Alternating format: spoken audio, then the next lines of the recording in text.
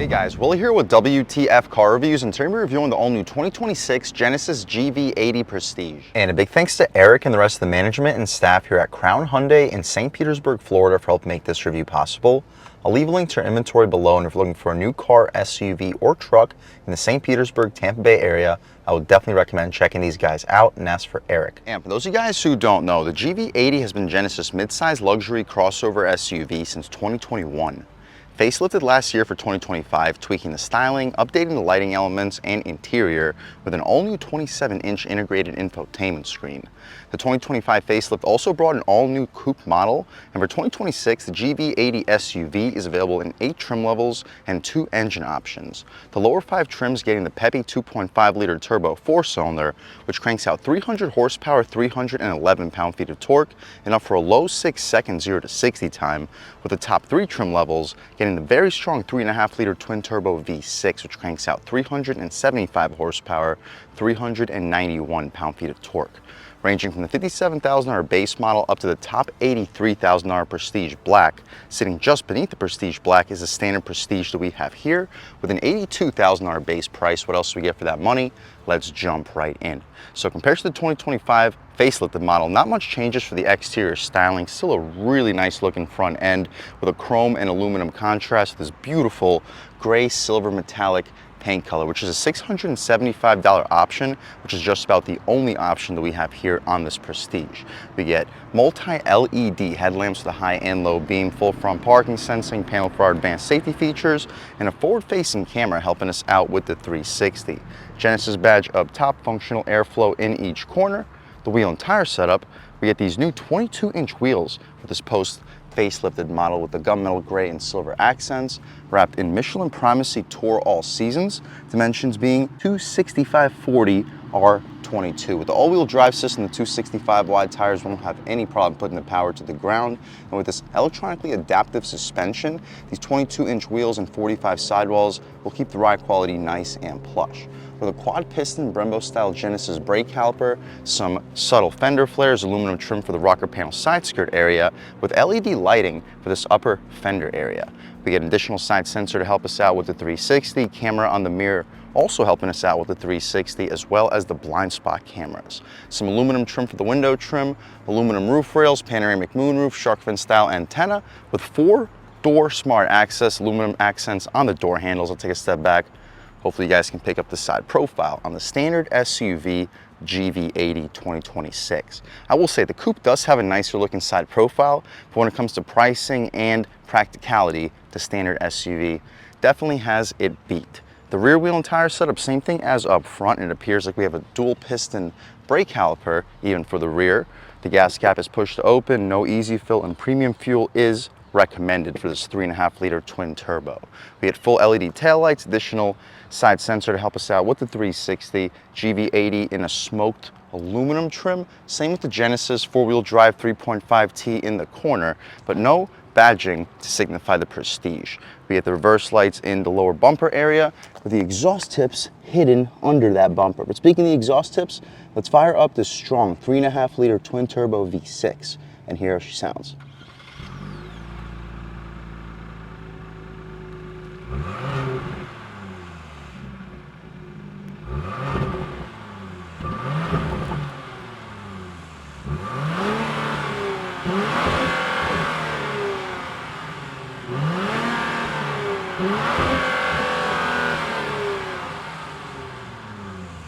Alright guys, that was the sound of the 3.5-liter twin-turbo V6 sold by Genesis for the 2026 GV80.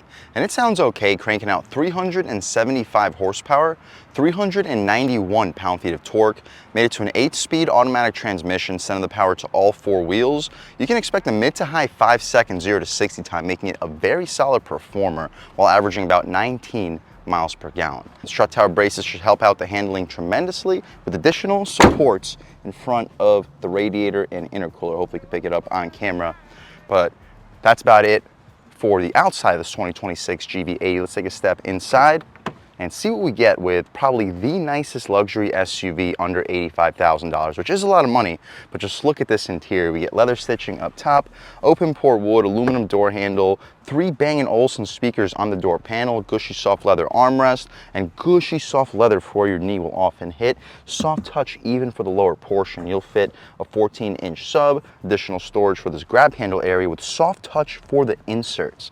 We get 4-window auto-on touch, power folding mirrors, 4-way adjustable with 2-person memory seats. Aluminum Genesis nameplate as we step inside. These seats are some of the most comfortable luxury car seats outside of the high-end exotic luxury vehicles. These are quilted, fully adjustable, solid bolstering, which is also adjustable, massage function, 4-way lumbar control. So not just an unbelievably comfortable seat, they're fully configurable, heated and ventilated, not just for the front. The Prestige gets ventilated seats even for the back seat. But taking a step inside, we can really check it out. So foot on the brake, engine start stop, which is crystal, and everything fires right to life. So first thing we notice is this 27-inch infotainment screen, with us since last year, but it looks really cool, and it doesn't stick out like a sore thumb. A lot of these screens kind of obstruct your view.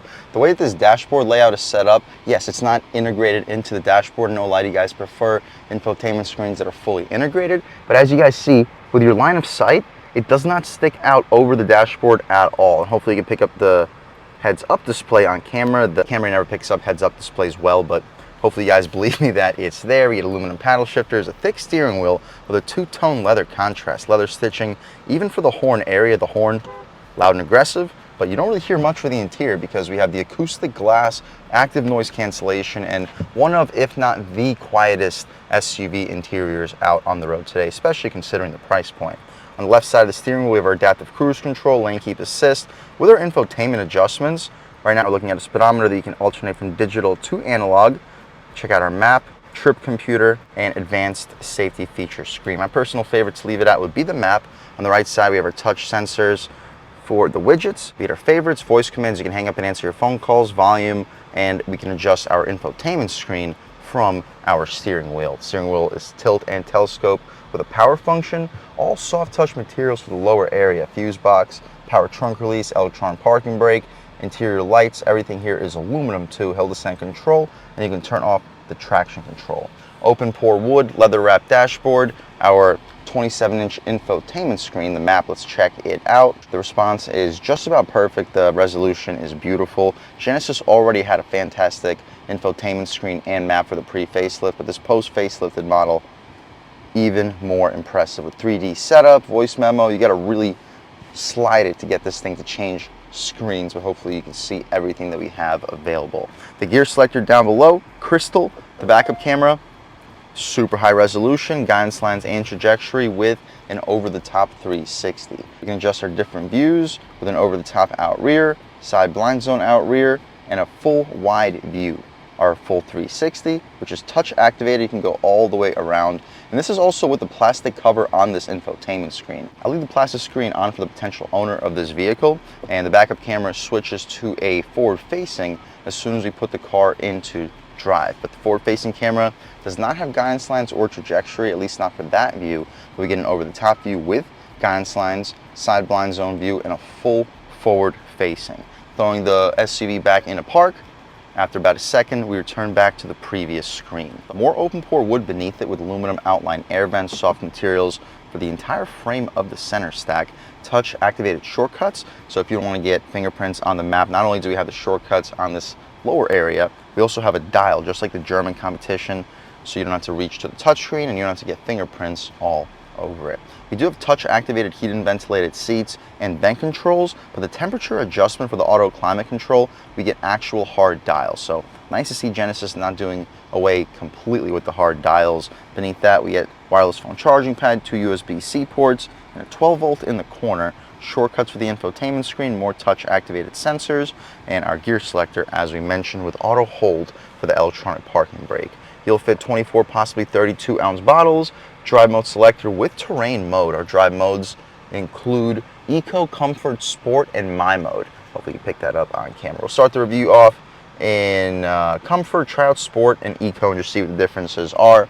We have a camera you can access, parking sensor you can turn off, and the auto engine start stop will turn off for the purpose of this review. More of that open pore wood outlined in aluminum, gushy soft Napa leather armrest. These seats are all Napa leather, aligned in felt. Some additional storage over here. You'll fit 4 to 5 wallets in there, and you'll fit probably 5 or 6 1-liter bottles of soda in that center console. The glove box, also soft touch to the outside of it, lined in felt. You'll fit about 15 to 20 license plates. Should be able to fit 2 pairs of shoes, about 4 to 5 Harry Potter books. We get a digital rear view mirror, which is frameless and auto dimming with 3 garage home link settings on it, and a suede Alcantara headliner. The interior lights are LED, and a large dual panoramic moonroof, also lined in suede Alcantara. This is a very luxurious interior. The glass opens up on top of the second panel, so it does stick out a little like a sore thumb, but it opens up far. It goes out past the front row. We can poke our way out of here. Beautiful day today in St. Petersburg, Florida, sunny and 91 degrees, according to this 2026 GV80. That's about it though, guys, for the front seat at least of this 2026 GV80. We don't have an actual window sticker here, not exactly sure why. It is linked to their website, so I'll leave a link right over here. You can pause to take a look at all of the features available. That's about it though, guys, for the front seat at least of the 2026 GV80. Let's take a step out back, see how much space is offered back here.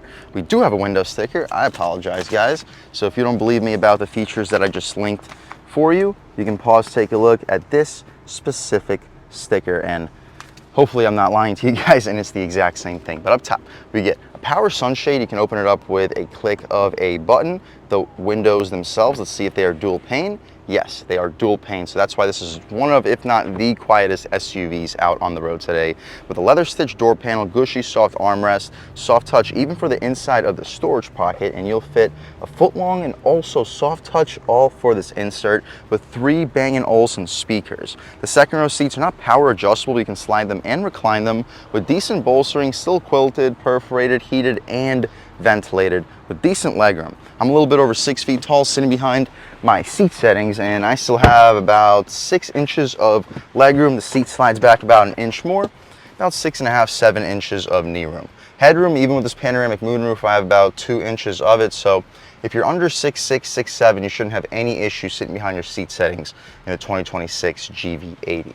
We get matte pockets behind both the front seats, heated and ventilated second row with air vents part of this center console area. No additional air vents for the pillars or anything, but these are pretty strong air vents for the center console. Beneath that, we have 115 volt, 150 watt AC outlet and our charge ports, which are 2 USB-C ports. The center cubby over here, let's open it up. You'll fit 24-ounce water bottles in these cup holders with a nice stitched console. The console itself is lined in felt. You'll fit probably 6 to 8 wallets in there. Up top for these top pillars, you get a mirror visor with a light, so if you're the backseat passenger, you want to apply your makeup or whatever, pretty convenient SUV to do so. The interior lights back here are LED. We get a hook on both of the grab handles, and the grab handles have a very premium feel to it. That's a pretty reoccurring theme of this SUV, one of, if not the most luxurious SUVs, especially considering the price point. We didn't show you guys how far the seats actually recline. With the seats fully reclined, now I have about 6 inches of headroom, just unbelievably comfortable back here. That's about it though for the second row. Check out how reclined these second row seats are right now. Take a step out towards the third row where we have an additional window sticker. So yeah, not quite sure why I thought there was no stickers in this SUV. I just didn't do a very good job of looking. But taking a step into this third row, definitely not as easy as the Palisade that we just reviewed on this channel. And bringing the seat back to its previous settings, about the same space as the Palisade for the knee room at least, but headroom, my head is in the ceiling.